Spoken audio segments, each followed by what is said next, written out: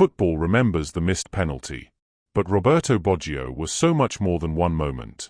To millions of football fans around the world, he represented something deeper than trophies or statistics. He represented beauty, emotion, artistry, and heartbreak. With his iconic ponytail, magical touch, and quiet personality, he became one of the most loved footballers of all time. Not because football gave him an easy journey, but because he suffered, and still produced magic. Born on February 18, 1967, in Caldogno, Italy, Baggio grew up in a large working-class family and quickly developed an obsession with football. Even as a child, his talent looked extraordinary.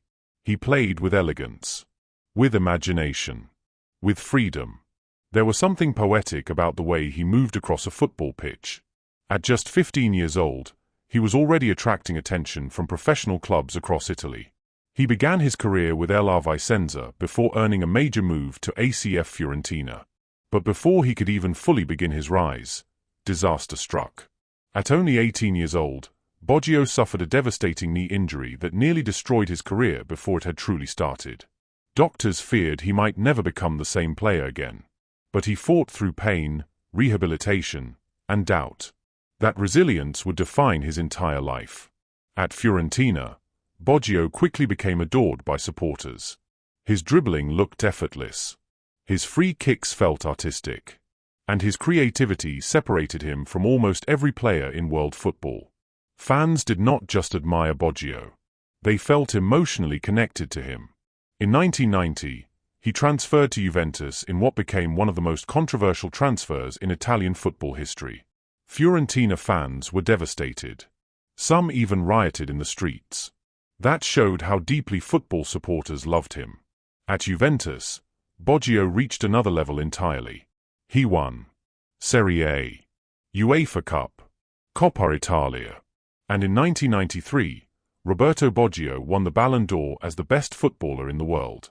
At his peak, Baggio combined vision, elegance, dribbling, creativity and goals better than almost anyone of his era.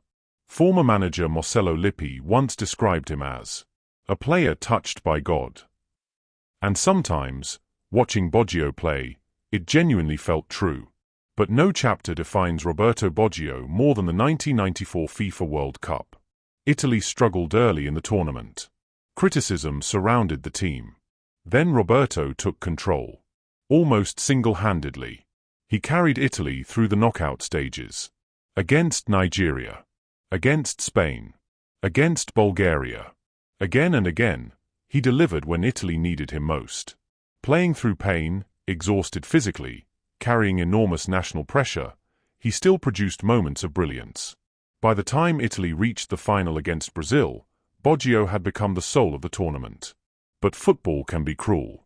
After a tense final finished scoreless, the World Cup would be decided by penalties. Baggio stepped forward knowing Italy had to score. And then came the moment football history would never forget. The ball flew over the crossbar. Brazil became world champions. And Roberto Baggio stood alone beneath the California sky. One image. One moment. One heartbreak seen around the world. For many players, that would have destroyed them forever.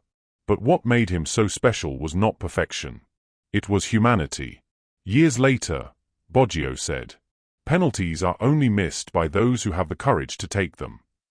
That quote perfectly captured who he was.